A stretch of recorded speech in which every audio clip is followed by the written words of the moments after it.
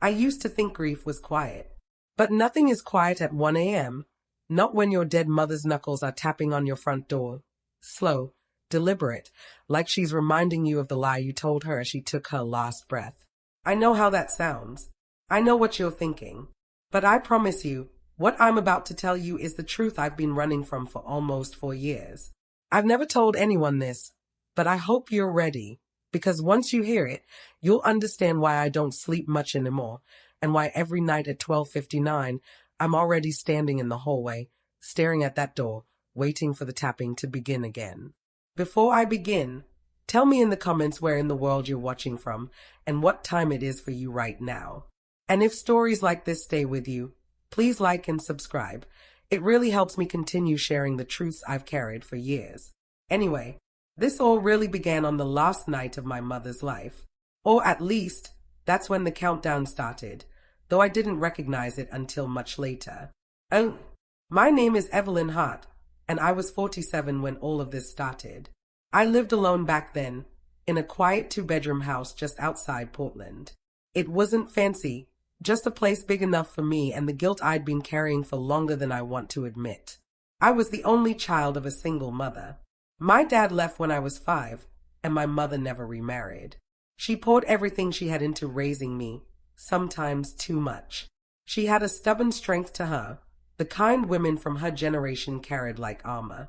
The kind that kept her moving even when life tried to pin her down. But it didn't save her from the illness. For almost 2 years, she declined slowly enough that I convinced myself I still had time. Time to repair things. Time to show up more. Time to say the things I'd always avoided saying. But when the end finally came, it came fast. I sat by her in the hospital as the machines beeped softer and softer, her breaths turning shallow. She was confused, drifting in and out. She asked me, with this fragile desperation in her voice, "Evie, you'll stay tonight, won't you?" And I said yes. I squeezed her hand and said I wasn't going anywhere. That was the lie. Because around midnight, after the nurses changed her floor and dimmed the lights, I got a call from work. A crisis. One I could have probably ignored. But I didn't. I told myself I'd only step out for a few minutes. I told myself she wouldn't even notice. I told myself she'd still be there when I came back. I didn't come back. Not that night. Not before she passed. Not before she died alone, asking for me. And I didn't know she was gone until the hospital called me at 1:03 a.m. That time used to just hurt. Now it terrifies me. Because the first night after she was buried, I woke at exactly 1 a.m. to the sound of 3 slow knocks on my front door. Just 3. Soft, but intentional. Measured in a way that didn't feel like a stranger or a prank. I remember lying there in the dark, my heart slamming in my chest. I told myself it was a dream, a leftover from the shock, the grief, the guilt. But there was something else. Something I didn't tell anyone. As the knocks faded, the air in my bedroom grew cold. Not I forgot to close the window cold, this sharp, dense cold that felt like it pressed against my skin. Like it wasn't spreading through the room, but targeting me. And for a moment, I could swear I heard a voice. Faint, thread thin, just above a whisper. "Evie." I sat up so fast I nearly fell out of bed. But the room was empty. The house was silent. I didn't sleep again that night. Oh, over the next days, the knocks returned. Always at 1 a.m. Always 3 of them. Always that same cold that wrapped around my ribs and squeezed. I never opened the door. Not then. But I should have known this wasn't just grief. I should have known something had followed me home from that hospital room. Something patient.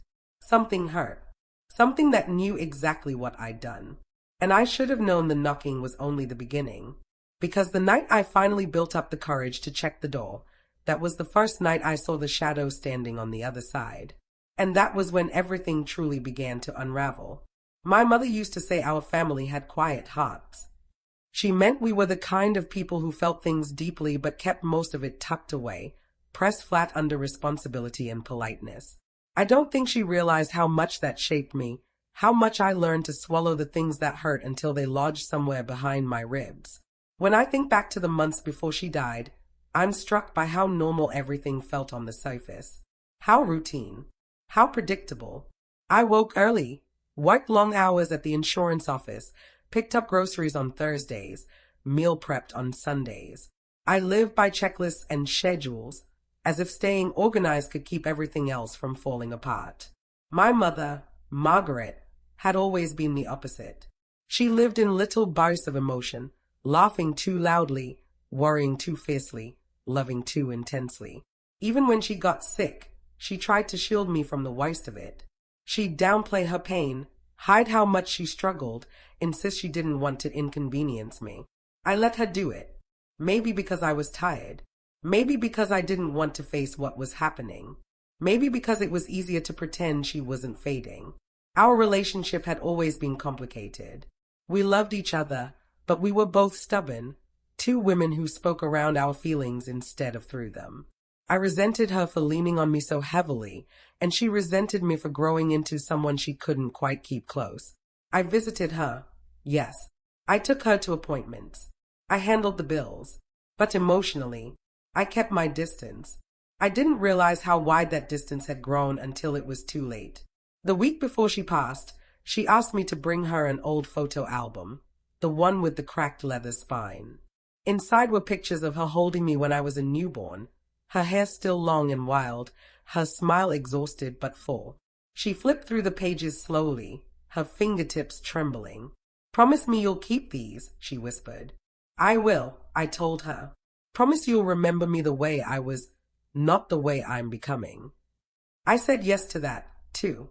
Back then, I didn't understand why those promises mattered so much. Back then, I still believed I had more time. I didn't know she'd spend her final morning confused, asking the nurses if I was coming soon.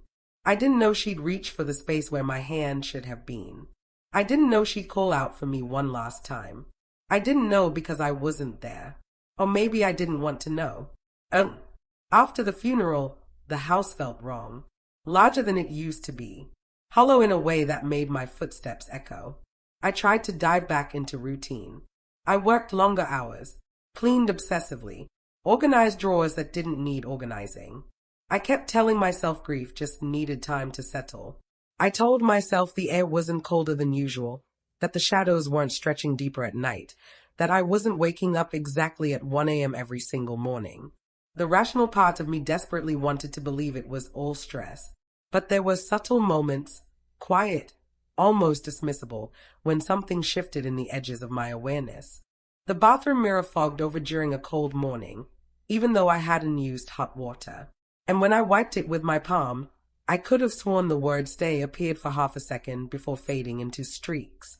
A framed picture of my mother kept tilting on its own, always leaning to the same angle no matter how many times I straightened it. A soft breeze brushed the back of my neck one evening while I was washing dishes, but every window in the house was shut tight. These were small things, easy to rationalize, easy to ignore. But the worst part was the feeling. That heavy, patient presence just behind me, hovering like someone waiting to speak but unsure of how to begin. It wasn't constant, but predictable. Always at night. Always after midnight. Always cold. I told myself it was exhaustion. I told myself I was imagining it. I told myself grief was making a mess of my senses. But the truth was simpler. I was avoiding what was already happening. And the more I tried to push it down, the stronger it seemed to become. One night, as I sat at the kitchen table sorting old paperwork, I felt that cold breath of air again. It crept around my shoulders and down my spine. I rubbed my arms, annoyed at myself for jumping at every little thing. But then I heard it. A whisper. Not a word exactly, more like the shape of a voice. A soft exhale that brushed right beside my ear. I froze. My mind went blank. My heartbeat thudded so loudly I could hear it in my teeth. I didn't move for nearly a minute.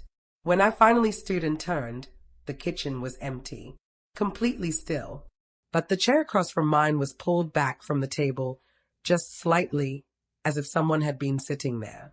That was the moment I first wondered if my mother really had died alone, and whether she'd forgiven me for letting her.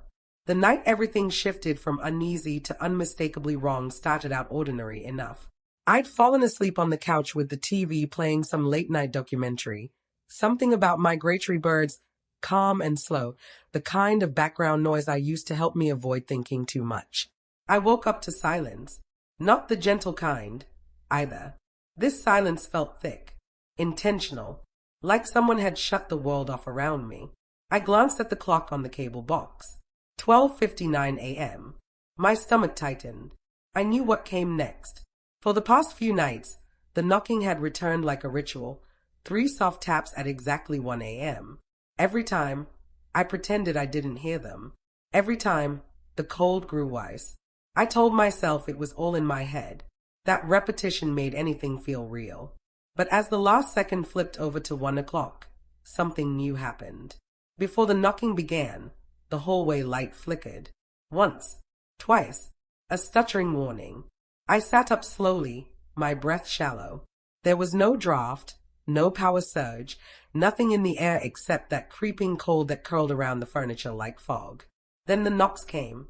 3. Measured. Slow. But this time, they were followed by a sound I will never forget. A faint sliding, like fingertips dragging down the doorframe. I covered my mouth instinctively, afraid whatever was outside might hear how loudly I was breathing. After a moment, the house went still again. But I didn't move.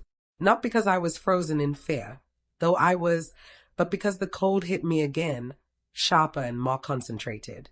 Like someone was standing directly behind the couch, close enough to reach out and touch the back of my neck. I didn't turn around. I couldn't. For a few seconds, I just listened. Silence. Then, very faintly, Evie. Not outside. Inside. Right behind me. I shot off the couch and stumbled into the kitchen, gripping the counter until I felt the edge cut into my palm. I didn't even realize I was crying until a tear dripped onto my wrist. I waited for the voice to come again, for something to move, for cold fingers to brush against my arm. But nothing happened. After a few minutes, the air warmed again, slowly, reluctantly, like whatever had been there was pulling back. I barely slept the rest of the night. And when I finally drifted, I dreamed of my mother's hand reaching for mine in the hospital bed and me pulling away. The next morning, I convinced myself I needed to be rational. I worked in insurance, after all. I was trained to look for logical explanations, not jump to supernatural conclusions. But logic failed quickly. My front door had scratches on it. Thin, vertical, like fingernail marks tracing the wood. They hadn't been there the day before. I was certain of it. I ran my fingers over them, hoping they were something else. Anything else. But they felt fresh. Why still? Something was wedged under the welcome mat. A small piece of folded paper. My first thought was that it was a flyer or maybe a neighbor kid playing a prank. But when I picked it up and unfolded it, my hand started to shake. It was a torn page from a hospital chart. My mother's chart. Her name. Her admission date. A note scribbled by a nice patient asking for daughter again. Says she needs to tell her something important. My knees almost buckled. That entry was from the night she died. I had never seen this page before. And there was no explanation, none, of how it could have ended up on my porch. I stood there for a long time, staring at that slip of paper while my coffee went cold in my hand. I wanted to throw it away. Pretend I hadn't seen it. Pretend the scratches were old and the cold air was just a draft and the voice was just grief warping my senses. But deep down, a part of me knew better. Something was trying to reach me. Something that had waited through death, through burial, through denial. And it no longer felt patient. That evening, I tried something I hadn't done since childhood. I spoke into an empty room. Mom. My voice cracked embarrassingly. Nothing happened. The lights didn't flicker. The temperature didn't drop. But for a moment, I felt watched. I didn't know then whether that presence was angry or pleading, or something else entirely. I only knew that ignoring it was no longer possible. I poured myself a glass of wine I didn't finish. I sat on the edge of my bed long after midnight, listening for anything, any shift in the air, any soft tap on the walls. At 1 a.m., the knocking came again. 3 taps. Slow, patient. But this time, I didn't freeze. I stood up. I walked toward the door. My hand hovered over the doorknob. My breath was shaking. My heart felt like it might split in two. And just as I touched the cold metal, something moved in the narrow strip of light beneath the door, a shifting shadow. Not my shadow, and certainly not human. I didn't open the door. I wish I could say it was bravery that kept me still, but it was the opposite. My entire body locked up the moment that shadow moved beneath the crack, thin and long and impossibly slow, as if whoever, whatever, stood outside had all the time in the world. I backed away one step, then another. I didn't breathe until the shadow dissolved back into stillness. And then came the cold. It rolled under the door like a tide, pooling around my ankles first, then climbing up my legs. The kind of cold that doesn't feel like temperature, more like a presence. A pressure, a deliberate touch. I whispered, "Mom," and immediately felt ridiculous. But for the first time, something answered. A faint tap tap tap against the window behind me. I spun so fast I nearly tripped over myself. The curtain swayed slightly as if disturbed. The window pane fogged over, though the heat was on and the evening wasn't even particularly cold. Then a shape appeared in the condensation. Not a face, just a mark. A single curved line, then another. Slow, deliberate, shaky. It took me a moment to recognize it. A letter. E. My name's first letter. My mother's nickname for me. She never called me Evelyn. Always Evie. And now that letter trembled on the fog glass like someone with an unsteady hand had traced it from the other side. I stepped back until my hip hit the table. My throat tightened with a feeling I couldn't name. Grief, fear, guilt all braided together into something suffocating. I wanted to run. I wanted to stay. I wanted to tear the curtains open and scream for answers. I wanted to shut every window and pretend none of this was happening. But the letter, it lingered for a long moment before fading away. And that was somehow worse. After that night, the patterns became impossible to ignore, especially the time. Every disturbance, every flicker, whisper, cold draft, shifting shadow, happened within minutes of 1 a.m. And no matter how early I went to bed, I woke at 12:59 as if something nudged me awake. On the third night, the hallway lights all turned on at once. On the fourth, every picture frame in the living room tilted in the same direction again, not just the photo of my mother. On the fifth night, my phone lit up with a missed call at 1:02 a.m. The number was blocked. The voicemail was 4 seconds of silence, followed by a quiet inhale, like someone preparing to speak but unable to. I replayed it so many times I memorized the rhythm of that breath. During the day, things weren't exactly normal either. I'd catch glimpses of movement in reflections, a blur in a stainless steel kettle, a flutter of darkness in the bathroom mirror. My coworkers commented that I looked pale, distracted, anxious. One afternoon, as I grabbed my coat from the office chair, a folded piece of paper fell from the pocket. I didn't remember putting anything in there. With trembling hands, I opened it. It was another piece from my mother's hospital chart. This one had a timestamp. 12:58 a.m., patient agitated. Repeating daughter's name. Keeps saying not ready. My vision tunneled. The room swayed. I had to sit down before I passed out. I had never seen these documents before. The hospital had given me the standard reports, but these looked like notes from individual nurses. Someone would have had to tear them from the original file. And yet they kept appearing, showing up where I'd find them, where I couldn't ignore them. What was she not ready for? And why was everything circling around 1 a.m.? The worst emotional blow came a week later. I found something in the hallway, an object I hadn't seen since childhood. My mother's old silver hair clip, oval-shaped, tarnished at the edges, with little etched flowers I used to trace with my fingertip when I was small. She'd worn it every day until her hair thinned from treatment. She kept it in her jewelry box afterward, the same box I'd packed away after she died. I had placed that box in a sealed bin in my attic. Yet here the clip was, on the floor by my bedroom door. Cold to the touch, colder than metal should ever be. I sank onto the floor and held it against my chest. I wanted to believe this was some kind of comfort, a sign of love, a message from my mother, not a ghost twisted by the bitterness of death. But as tears stained my shirt, the hallway lights flickered again. Once, twice, 3 times, and then I felt her. Not the way you feel warmth or wind or gravity. This was different. A pull, a pressure, a presence that filled the entire hallway.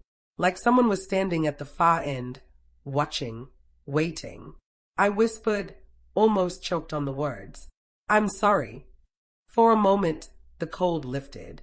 But then, just as quickly, it surged back harder than before, rushing past me like a force of air sucked through a doorway. The bathroom door slammed shut. The bedroom door creaked. The hair clip snapped in my hand, cleanly, like brittle bone. And the house fell silent again. I dropped what was left of the clip and covered my face, shaking so hard I couldn't breathe. Not because she was haunting me, but because I was starting to understand why. I didn't tell her the truth that night. I didn't hold her hand. I didn't stay. And now something was making sure I faced what I ran from. Something relentless. Something aching. Something that refused to be forgotten. There comes a moment, somewhere between fear and exhaustion, when your mind stops scrambling and simply starts accepting. Accepting that the world is not what you thought. Accepting that something has attached itself to your life. Accepting that the only way out is through. That shift happened to me on the 9th night of the haunting. I woke, again, at 12:59 a.m., without an alarm, without a sound, just that instinctual jolt of awareness that had become routine. But instead of lying frozen in bed, counting the seconds until the knocking, I found myself sitting up calmly, feet on the floor, like I was preparing for a meeting. Fear didn't disappear, but it had changed. It wasn't sharp anymore. It was steady, cold, familiar. I'd realized something the night before, something that settled deep in my chest like a truth I'd always known. My mother wasn't trying to hurt me, or at least, that wasn't the purpose. The violence in the house, the cold, the shadows, they weren't random cruelty.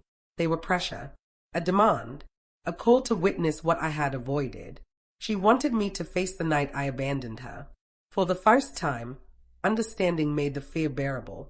I spent the following day planning, not researching ghosts on the internet, not calling psychics or priests, nothing dramatic.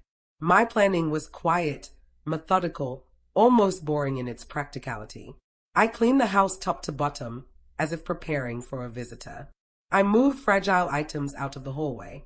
I made sure every light bulb was fresh. I brewed a pot of chamomile tea I didn't intend to drink. I just needed the ritual, the familiarity. Most importantly, I gathered every physical tie I had left to my mother. Her photo album, the letters she wrote me in college, the broken hair clip, her hospital bracelet, which I'd kept tucked in a drawer out of guilt, and the 2 torn pages from her chart that had mysteriously appeared. I arranged them on the dining table like pieces of evidence. If she was trying to communicate, I wanted to be ready to receive. Around late afternoon, I caught my reflection in the microwave door. I'd barely recognized myself. Drawn face, shadowed eyes, hair messy from restless nights. I looked older. I looked haunted. But I also looked resolute. And for the first time in days, I felt a strange sort of clarity. As night approached, dread settled into the walls. I could feel it. The house felt too quiet, like it was holding its breath. Even the air seemed heavier, as if charged with anticipation. I didn't wait in my bedroom this time. I sat at the dining table with the objects arranged in front of me, hands folded, heart steadying itself in slow, uneven thumps. A part of me hoped she wouldn't come. Another part hoped she would. When the digital clock on the stove flipped to 12:59, a cold ripple moved through the room. Not sudden, not aggressive, just inevitable. I whispered, "Mom, I'm here. I'm listening." The house responded with a soft hum, lights dimming slightly before returning to normal. Not breaking, not flickering wildly. It felt like acknowledgement. Then the seconds stretched. 1 a.m. No knocks, no whisper. Just the cold, surrounding me, descending slowly, like she was approaching from every direction at once. I took a shaky breath. My hands trembled as I placed the two hospital chart pages side by side. One note read, "Patient asking for daughter again." The other, "Not ready." "I know what I did," I whispered. "I should have stayed. I lied to you. I left you alone." The lights flickered once, not angrily, just like a pulse. "I'm sorry," I said. "I'm here now." And that was when something changed. Not in the room, not in the air, inside me. The guilt that had festered since the night she died, the guilt I tried to bury beneath work and routines and forced normalcy, rose up all at once, raw and sharp and blinding. The realization struck me hard. I had been running from this moment, running from the truth, running from the part of myself that couldn't bear to admit what I'd done. I wasn't ready before, but maybe now I was. I pushed away from the table and stood. My legs trembled, but I kept moving toward the hallway, toward the front door, toward the place where everything began. Each step felt heavier than the last, not because of fear, but because every memory of that night in the hospital clung to my ankles like chains. My hand hovered above the doorknob. "I'll face whatever this is," I whispered. "I owe you that much." For a moment, the cold lifted again. A fragile warmth touched my cheek, fleeting, trembling, gentle. A mother's hand, or the echo of one. Then a soft sound whispered through the door. Not knocking this time, not scratching. A slow inhale, and then, faint and breaking, "Evie, open." My heart clenched. This was it. The moment everything turned. The moment fear and guilt collided with resolve. The moment I had to make a choice, open the door and face what waited, or turn away again and let the haunting deepen. I placed both hands on the doorknob. I twisted, and the door began to open.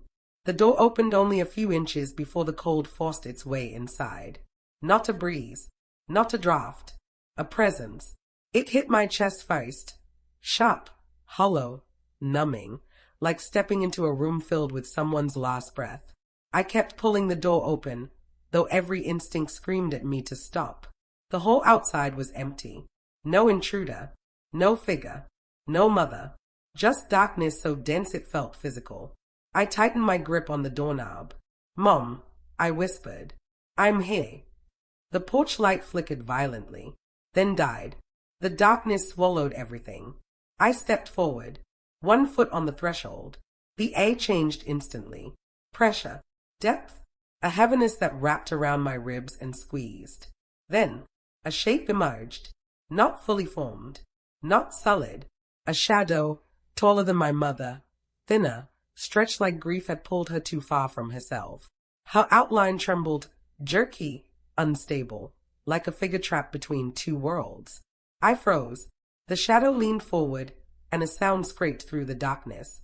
Not a voice at first, more like the beginning of one, like vocal cords remembering how to exist. "Evie." My chest broke open at the sound. I knew that voice, even distorted, even unraveling. I knew it. "Mom," I whispered. The shadow moved closer. The temperature plummeted.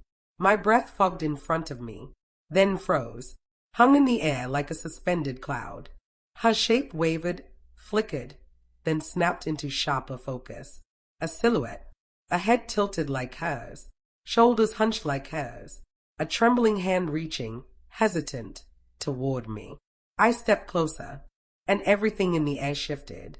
The darkness behind her thickened, swelling like a storm gathering inside the night itself. Not anger, not violence, urgency. I understood suddenly. She wasn't trying to enter my home. She was trying to pull me into hers. Her hand reached out farther. My fingers tingled with cold. One more inch and she'd touch me. One more inch and a whisper broke through the air with the clarity of a snapped bone. "Why did you leave me?" Pain stabbed through my chest. It wasn't accusation. It wasn't hatred. It was heartbreak. I stepped backward. The shadow lurched forward as if pulled by invisible strings, too fast, too desperate. The darkness behind her surged, stretching her shape, warping it.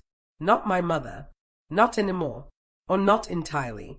Something in her was stuck in that last hour of her life. Lust. panicked, searching, and I had been the thing she searched for. Her hand reached my shoulder.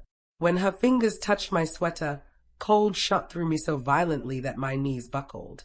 My vision went white around the edges. Memories slammed into me. Her hospital room. Her fading voice. Her hand reaching for mine. The lie I told her. My retreating footsteps. Her whisper, "Please don't leave." Her final breath. All of it hit me at once, as if she pushed the last moments of her life into my mind with brutal force. I gasped, staggered, fought not to collapse. "Mom, I'm sorry," I choked out. The shadow's head twitched violently at the word sorry. Her outline fractured, splitting and reforming like static. Then she leaned in close enough that the cold burrowed into my bones. Her voice cracked through the air. "You promised." "I know." "You left." "I know." I was alone. Those words broke me. I dropped to my knees on the threshold. My breath came in sharp, pain bursts. Tears streamed down my face, hot against the freezing air. The shadow crouched in front of me. Her hand hovered over my face, shaking. She wasn't attacking. She wasn't lashing out. She wanted me to feel it, to understand, to carry what she carried. I closed my eyes. "I'm here now," I whispered. "I'll stay. I'm not running again." The cold stopped moving. For the first time since the haunting began, the air held still, heavy, silent, waiting. I lifted my head slowly. The shadow leaned forward, and her forehead touched mine. A stabbing, unbearable cold shot straight through my skull. A sound like cracking ice tore through my ears. Then, a whisper, so soft it almost wasn't there. "I needed you." "I know," I sobbed. "I'm so sorry." The shadow shuddered. Her outline flickered wildly, shrinking, collapsing inward as if my words pulled something out of her. Grief, anger, longing, all of it unraveling at once. And then she screamed, a piercing, grief-soaked wail that blasted through the night, ripping through the air, shaking the doorframe, rattling the entire house. It wasn't rage. It was release. Her shape imploded into a swirl of darkness that tore upward like smoke sucked into the sky. The cold vanished. The pressure dissolved. The night went silent, and I was left kneeling alone in the open doorway, shaking, breathless, and terrified of what came next. For a long time after the scream faded, I stayed there, kneeling in the doorway, staring into the quiet darkness as if something else might rise out of it. My body shook with the kind of trembling that comes not just from fear, but from the unraveling of something long knotted inside you. The night felt different. Not lighter, not safer, but emptied, like the house, and I, had been holding a breath for too long and finally released it. When I finally stood, my legs were numb. My hands were stiff from the cold that had seeped into them. I closed the front door gently, almost reverently, because it didn't feel right to slam it after what had happened. I leaned against it for a moment, listening. No knocking, no whisper, no shifting shadows, just silence. For the first time in weeks, silence didn't feel threatening. It felt tired. I walked through the house slowly, turning on a few lamps, not because I expected anything to appear in the dark, but because the light felt necessary. The living room was still in disarray from earlier days of panic, cushions out of place, blankets tangled, papers scattered. Everything ordinary suddenly felt important. Grounding. I picked up the pieces of my mother's broken hair clip from the floor. The metal was still unnaturally cold, but the sting of it didn't frighten me anymore. I set the pieces carefully on the mantel beside her old picture. Her smile in that photo hit me harder than it usually did. Not because she looked healthy, not because she looked young, but because she looked alive, vibrant in a way I had forgotten, replaced by memories of her final days. I whispered to the photograph, "I'm sorry, Mom." And for once, the air didn't react. There was no chill, no flicker, no presence drawing close. It was just a whisper into the quiet. Over the next few days, the house remained still. I woke at normal hours.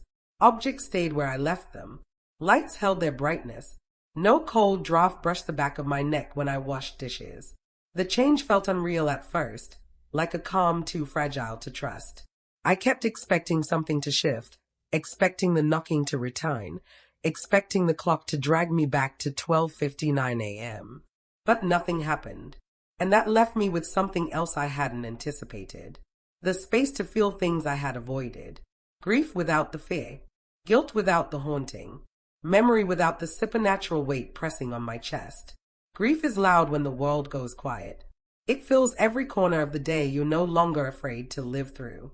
I cried more in those 3 days than I had in the 3 months after her death. Not the panic cries from before, rushed and desperate, but slow, aching tears that felt like unwinding threads I'd pulled taut for too long. I remembered the good things, the mornings when she braided my hair before school, the years she worked double shifts just to keep us afloat, the way she laughed, full-bodied and unrestrained, the way she touched my cheek when she thought I was asleep. I also remembered the harder things, her fear of being alone, her habit of swallowing pain because she didn't want to burden me, her last night, reaching for me, calling for me, waiting for me, and my absence.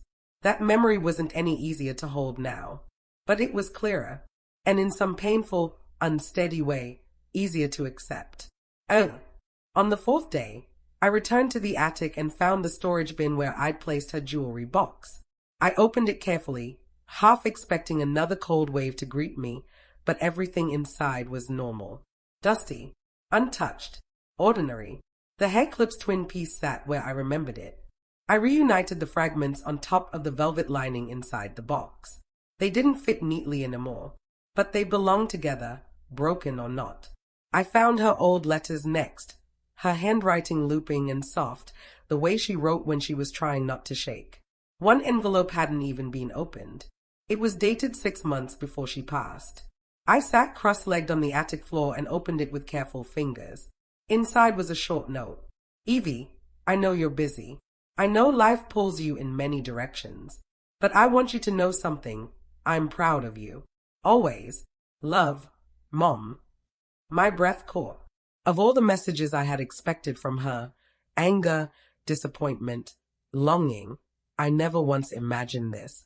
The letter felt like a quiet truth she wanted me to have, long before she ever needed forgiveness. I pressed it against my heart and closed my eyes. For the first time, the memory of her last night didn't crush me. It still ached, deeply and sharply, but it didn't suffocate.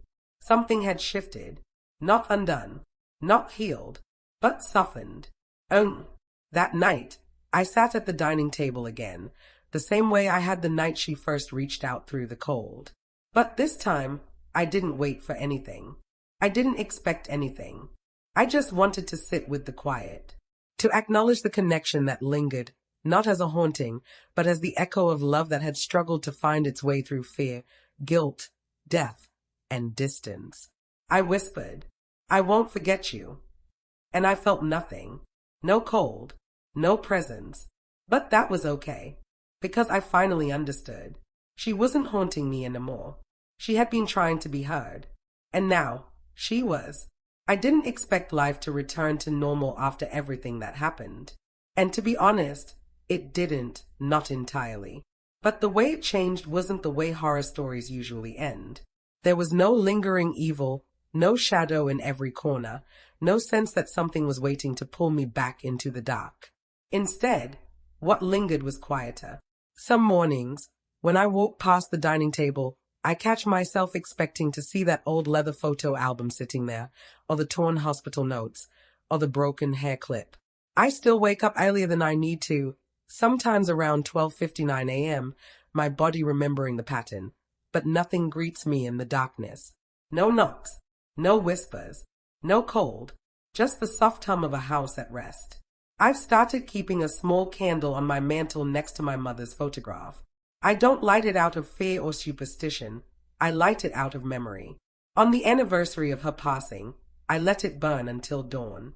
Not because I think she needs it, but because I want to honor the fact that she tried, in her own broken way, to reach me.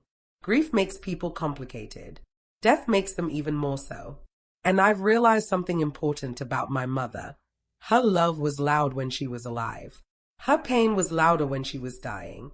But her forgiveness, that was the quietest thing of all. I didn't hear it at first. Not through the cold or the shadows or the fear. Not through the guilt that had wrapped itself so tightly around my chest that I could barely breathe. But when the haunting ended, and the house settled, and she was finally at peace, the silence she left behind didn't feel empty. It felt gentle, and that gentleness is what stays with me now. In the weeks after everything happened, I found myself paying more attention to the world around me, calling friends back, letting myself rest, visiting the park my mother loved, even though I'd avoided it for years because it reminded me too much of her. I talked to her sometimes, quietly, privately, without expecting anything in return. I tell her about my day, about the new recipes I'm trying, about the little things I used to think she wouldn't care about. Maybe it's foolish. Maybe it's healing. Maybe those two things are closer than people think. What I know for certain is this. Love leaves marks deeper than death. So does guilt. So does forgiveness. If there's one thing I hope you carry from my story, it's that people don't always get the chance to say what they need to before time runs out. And when regret comes, it doesn't disappear just because the person is gone. It sits with you. It follows you. It shapes you, quietly or violently, until you face it. My mother didn't come back to punish me. She came back because she wasn't finished. And neither was I. The truth hurt, but it also freed us both. If you've made it this far, thank you. Telling this story wasn't easy. Reliving those nights wasn't easy. But some truths live too deeply inside us to keep forever. And if sharing mine helps someone else, someone who's carrying their own guilt or avoiding their own memories, then maybe the haunting meant something more than fair. Maybe it meant closure. Maybe it meant connection. And maybe, in its own unsettling way, it meant love. Because the last thing my mother said to me, even after death twisted her voice and fractured her presence, was that she needed me. And the last thing I said to her, finally, was that I was there. Sometimes that's enough. Sometimes it has to be. If you love someone, don't wait for tomorrow to show it. The chances we think we have forever to take are the ones that haunt us the most. Did you like my story? Please like and subscribe and tell me in the comments where you're listening from. I want to know how far this story of mine travels.